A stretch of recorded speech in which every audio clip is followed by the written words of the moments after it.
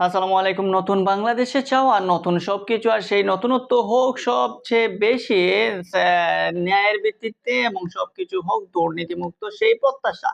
আর সেই দুর্নীতিমুক্ত প্রত্যাশার মধ্যে যে জিনিসটা ফার্স্টেই আজকে ধাক্কা লেগেছে প্রত্যেকটা মানুষের স্পোর্টস এর ক্ষেত্রে সেটা হচ্ছে বাংলাদেশের ফুটবল নিয়ে।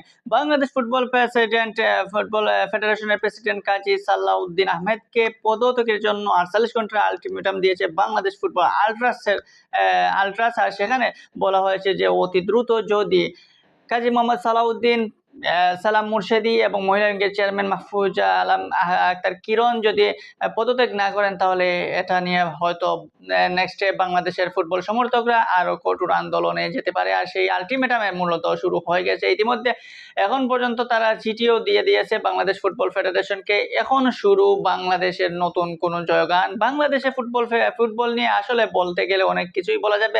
দীর্ঘদিনই বাংলাদেশ ফুটবল যেভাবে যাচ্ছে, যেভাবে হচ্ছে সেইভাবে যাওয়ার কথা নয়, যে সেভাবে হওয়ার কথা নয়। কিন্তু তবুও বাংলাদেশের মানুষ আশায় ছিল যে বাংলাদেশ ফুটবল হয়তো কামব্যাক করবে। কিন্তু সেখানে কামব্যাক করার মতো কোনো অবস্থায় নাই।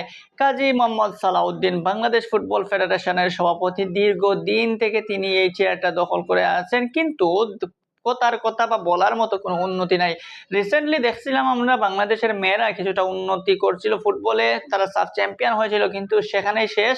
পরবর্তীতে সেই মেয়েদেরকে নিয়ে ভবিষ্যতে আর কোনো বড় কোনো অ্যাচিভমেন্ট পাওয়া যায়নি। এমনকি বাংলাদেশের ফুটবলের ছেলেদের বা বয়সভিত্তিক ফুটবল বলেন, প্রত্যেকটা ক্ষেত্রে দেখা গেছে যে বাংলাদেশের প্ল্যানিংয়ে ভরাডুবি।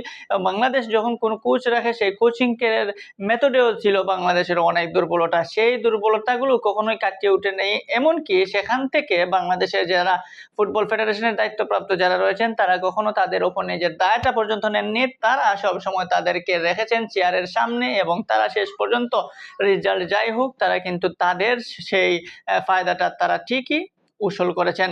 কিন্তু এখন যেহেতু বাংলাদেশ গভর্নমেন্ট চেঞ্জ হয়েছে, বাংলাদেশের নতুন একটা সূর্য উদয় হয়েছে, এখন সময় দুর্নীতিমুক্ত একটা ফুটবল ফেডারেশন করার। যে দুর্নীতির কারণে ফিফার কাছে বাংলাদেশ ফুটবল অনেক লজ্জিত, বিশ্ব ফুটবলে বাংলাদেশ অনেক লজ্জিত। এমনকি এখানে প্রমাণিত হয়েছে ফুটবল ফেডারেশনের অনেক দুর্নীতি ফিফার কাছে। সেই দুর্নীতি এখন পর্যন্ত চলছে এবং সেটার কোনো বিচার এখন পর্যন্ত বাংলাদেশের বর্তমান ফুটবল ফেডারেশন কমিটি করে নাই, বা বাংলাদেশের ক্রীড়া মন্ত্রণালয় পর্যন্ত এটা নিয়ে কোনো বড় ধরনের কোনো একটা ব্যবস্থা নেয় নাই।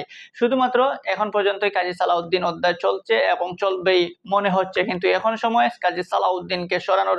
কাজী মোহাম্মদ সালাউদ্দিন সেই ২০০৮ সাল থেকে এখনো বাংলাদেশ ফুটবল ফেডারেশনের চেয়ারটা জুড়ে আছেন, এখনো দখল করে আছেন। ২০০৮ থেকে আজ ২৪ টানা দীর্ঘ ১৫ বছর ধরে তিনি এই চেয়ারটায় বসে আছেন। কিন্তু এখন পর্যন্ত কি হচ্ছে বাংলাদেশের ফুটবলে?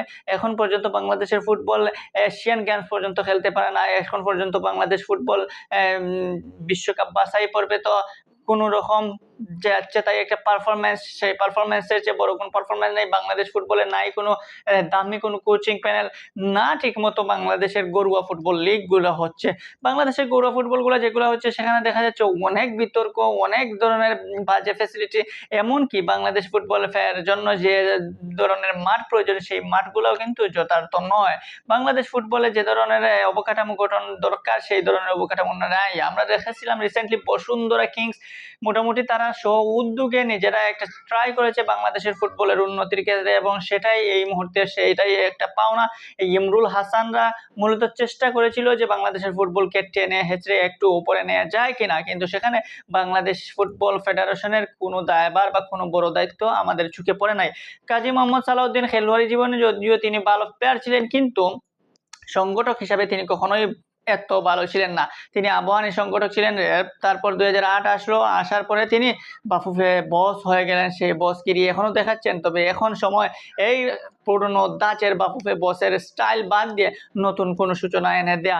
বাংলাদেশ ফুটবলকে উন্নতি করতে হলে এই আগের যে কমিটি রয়েছে, বিশেষ করে দুর্নীতিগ্রস্ত এই কমিটি, বাফুফে বস কাজী মোহাম্মদ সালাউদ্দিন কিংবা সালাম মুর্শেদীর মতো দুর্নীতিগ্রস্ত প্লেয়াররা যদি, দুর্নীতিগ্রস্ত সংগঠকরা যদি বাফুফের পদে বাফুফের মধ্যে থাকে তাহলে সেখানে ভালো কিছু আশা করা যায় না। সেই হিসাবেই বলা যায় যে আমরা ফুটবল আল্ট্রাসের সাথে একাত্মতা পোষণ করে আজকে সাধারণ ফুটবল প্রেমীরা সবাই বলতে চায় যে খুবই দ্রুত বস কাজী মোহাম্মদ সালাউদ্দিনের পদত্যাগ করা উচিত, নতুবা এতে বড় কোনো সংগঠন, বড় কোনো একটা আল্টিমেটাম বা যেহেতু চলতেছে, সেই আল্টিমেটাম এর পরে বড় কোনো যদি সিদ্ধান্ত ফুটবল আল্ট্রাস নেয়, তাহলে সেটার পক্ষে বাংলাদেশের আপামর জনতা, বাংলাদেশের ফুটবল প্রেমীরা, ক্রীড়া প্রেমীরা সর্বদা তাদেরকে সাপোর্ট দিবে। কারণ এখন সময় বাংলাদেশকে ঢেলে সাজানোর, আর সেই ঢেলে সাজানোটা শুরু হোক এই বাংলাদেশের ফুটবল দিয়ে। বাংলাদেশের দুর্নীতিগ্রস্ত ফুটবল থেকে বেরিয়ে আসুক বাংলাদেশ, এবং বাংলাদেশের ফুটবল আবারও গ্রামে গঞ্জে প্রত্যেকটা পাড়া মহলে প্রত্যেকটা মানুষের মুখে মুখে ছড়িয়ে পড়ুক, সেটাই প্রত্যাশা। দিন শেষে কাজী মোহাম্মদ সালাউদ্দিনের পদত্যাগ প্রত্যেকটা মানুষেরই চাওয়া।